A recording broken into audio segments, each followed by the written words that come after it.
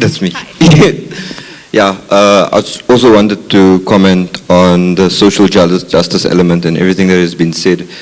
I think if we really have to do a thorough investigation as to the first form of unschooling, it actually started with those without money, started with those without clothes, or our perception of the idea of clothes, started with those that lived in streets without names, in suburbs without names. It started in indigenous communities, and I would like to speak on the social justice, but more as self-directed or unschooling as an act of regaining our human essence. And for that, the human aspect comes first before the classism, because the classism is a byproduct of inhumane nature, and the language of English allows us to even embody and assimilate this idea of being inhumane. That's also the danger of some languages, that once these words exist, there's a sort of subscription to them. But yeah, that's not the point. The idea is that with unschooling and indigenous ideas, I think taken in the continent of Africa, unschooling rooted here, because before schools we were teaching each other in what communities, and what were these communities? People coming together to prolong life. An act of being human. We all don't want to die, but so, and I also want to speak on unschooling taking part in our day-to-day lives. All of us here, even those that have been in school for 12 years, how many years have you been alive out of school? What about all those lessons?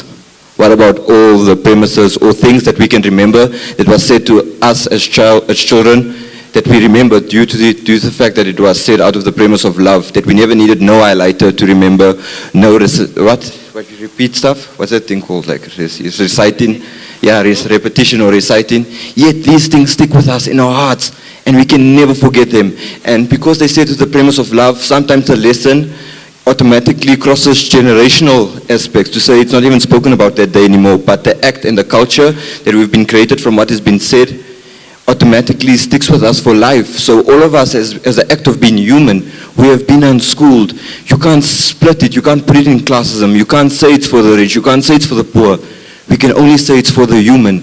And I think at that moment that we have to define whether we're acting as humans or acting inhumanely. And there we'll ask ourselves whether we're dealing with anything, because it's on that premise that education, the byproduct of humans working together for each other's progression, for each other's prosperity, for each other's love, humans living together out of the premise of love, the byproduct of that is education. And that, I think, is exactly what unschooling is. Communities working each other for each other's progression. And not surviving, thriving. That's the difference. We're not doing this thing on the premise of trying to survive. We're not doing this. We know what it is. We're here because of survival. You know what I mean? We've been acting on flight or flight our whole lives. We live in fear. We lock our gates. We don't know our neighbors. You know what I mean? We know the neighbors' dogs because of the barking, but we don't know the neighbors. What's up? You know what I mean? We're disconnected from our food. We're disconnected from the soil. We're disconnected from the sky.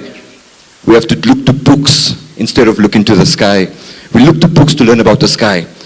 What the hell? You know what I mean? There's a problem in this, and this is based on this idea of humanism.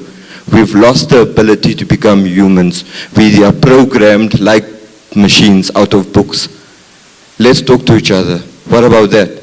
You know what I mean? And I feel that conversation, dialogue, speaking, everything that happens outside of school and the byproduct of being alive, that is where unschooling lies, and that is where self-directed education lies, and that is where love lies. Thank you.